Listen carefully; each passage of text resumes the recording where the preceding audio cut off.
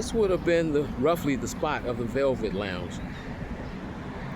It's right behind Lexington Hotel, Al Capone's hotel, right next door to Fritzy's Barbecue, and right next to Cermak in Indiana. Somewhere roughly about the location of where the Velvet Lounge was. I used to hang here when I could at times, listen to live music, free jazz, standards, whatever it was. Hadn't really sat in, played or anything like that. I used to just come in and check it out. But I did play here with a guitarist named John Taylor Jr. The New Jazz Experience was the album he had released. And after he had to vacate this place because this condo, the new Lexington, this condo building was coming. Development. Let's see how big that is. They named this condo same thing after the Lexington Hotel, which was the name of Al Capone's hotel on the same location. And then after that, he moved around the corner to a new spot on Indiana. And that, let's go around the corner there and check that spot out. And this spot became the new Velvet Lounge. It didn't last very long. Lasted for a few years. But of course, nothing is like the original. It's the original, you might call a little hole in the wall. But the music that was coming out was real. This spot, was cool.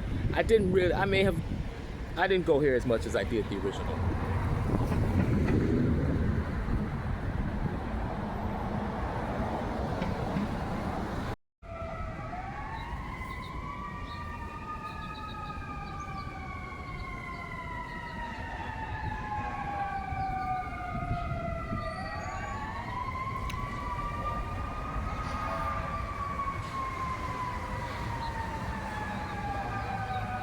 That was very considered in remembrance of Fred Anderson, to provide a space in the park in his honor with a little band shell. Occasionally you have the drummers out here, congo players, violinists. This is what I've seen.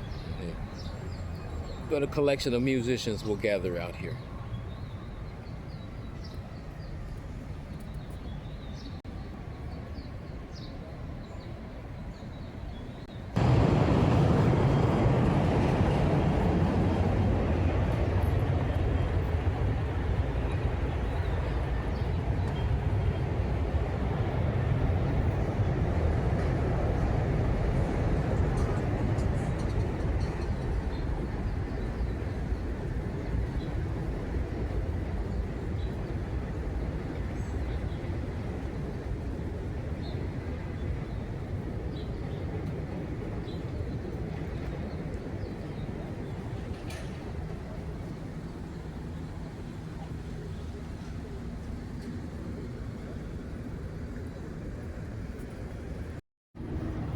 Gonna read what it says because I don't think I can frame it.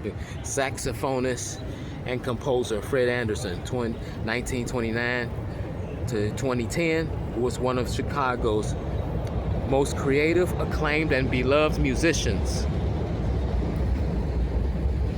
The musical notes depicted here are from his composition, The Strut.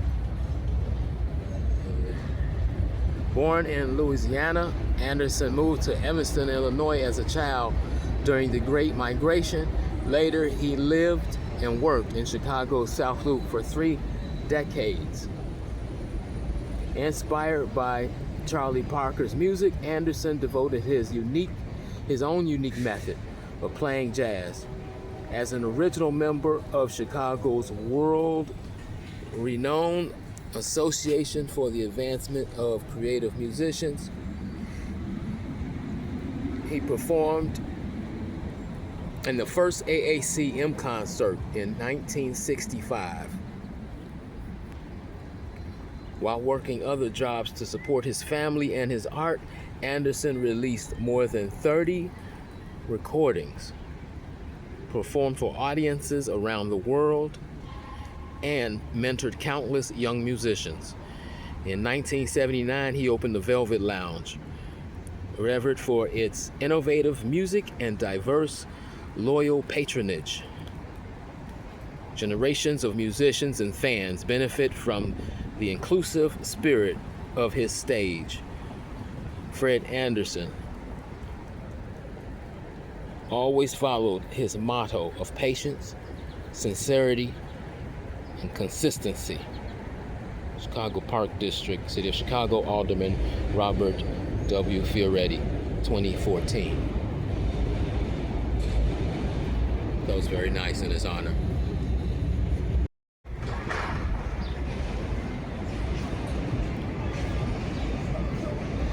That can also be the bandstand, depending on the way you put it, that the audience sits here.